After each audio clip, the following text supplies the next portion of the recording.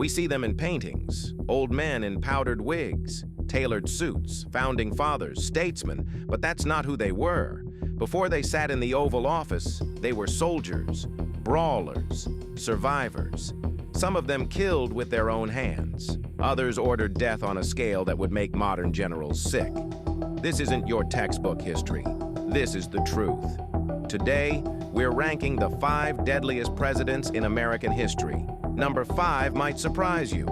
Number 1, he's exactly who you think it is. Let's go. Number 5, Abraham Lincoln. Yeah, Honest Abe, the great emancipator.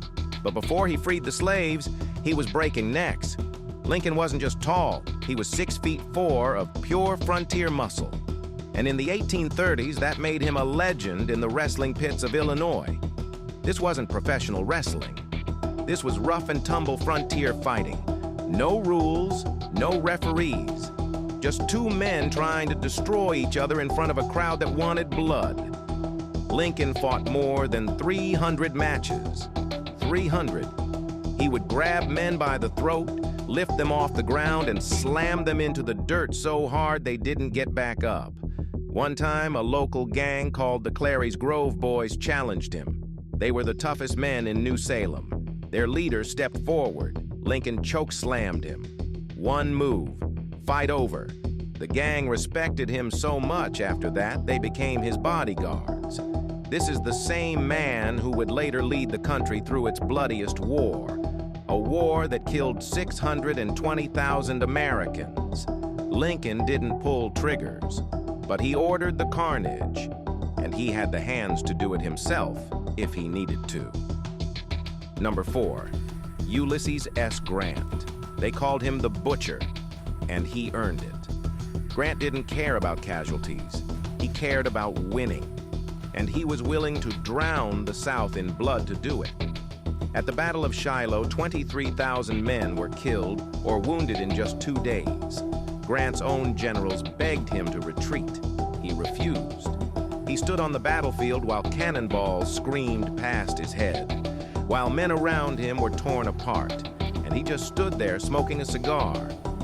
At Cold Harbor, he ordered a frontal assault that killed 7,000 Union soldiers in 20 minutes. 20 minutes.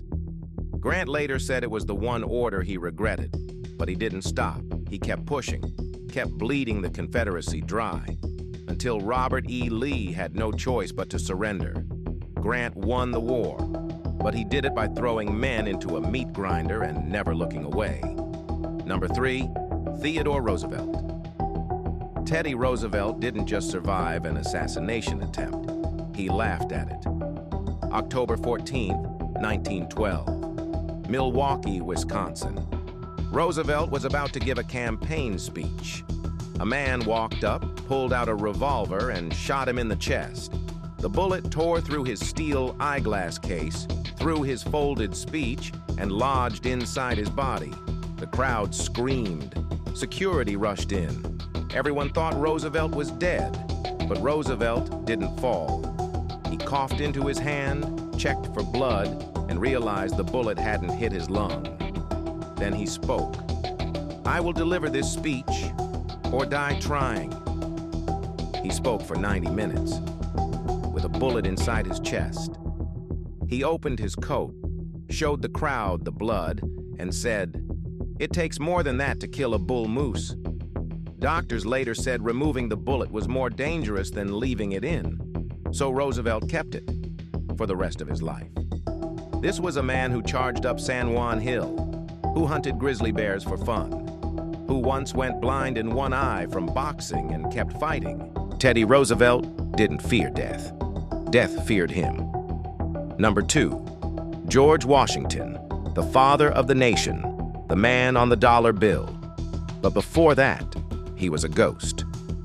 July 9th, 1755, the Battle of the Monongahela. Washington was just 23 years old. The British were ambushed. It was a massacre. Officers were dropping, men were running, but Washington rode straight through the gunfire. 4 bullets tore through his coat. 4. Not one touched his skin.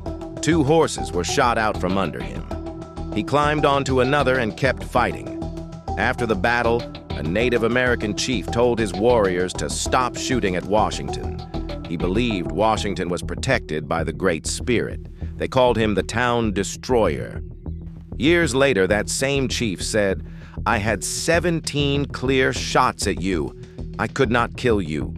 Washington survived ambushes, disease, and war. He crossed the Delaware in freezing darkness and defeated the greatest empire on earth. He didn't just survive, he became immortal. Number 1, Andrew Jackson. This man was legitimately insane. Jackson fought in at least 13 duels, but the most famous was Charles Dickinson. Dickinson insulted Jackson's wife. They met at dawn, pistols loaded. Dickinson shot first. The bullet slammed into Jackson's chest. Blood poured from the wound. Jackson didn't move. He raised his pistol, aimed, and fired. Dickinson collapsed and died. Doctors later found the bullet lodged near Jackson's heart, too dangerous to remove. So Jackson lived with it for 39 years. He carried other bullets too. In 1835, an assassin tried to kill him outside the Capitol. Both pistols misfired. Jackson beat the man with his cane until he was dragged away. Andrew Jackson didn't just kill people, he refused to die. And when death finally took him, it was only because his body could no longer carry all that rage and metal. So here's the question. If these 5 men stepped into a battle royale, who's the last man standing? Let me know in the comments. And if you want more dark history, subscribe. Because American history is far more brutal than they taught you in school.